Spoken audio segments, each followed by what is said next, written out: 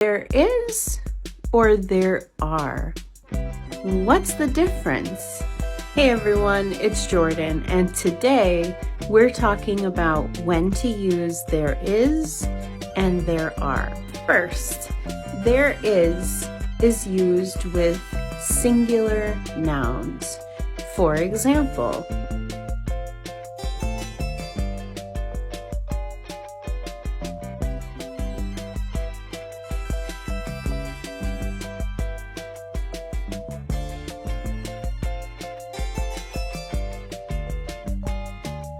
however, there are is used with plural nouns.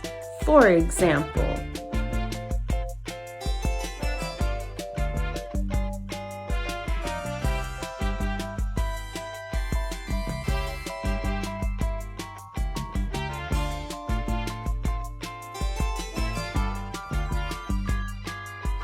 let's test your knowledge.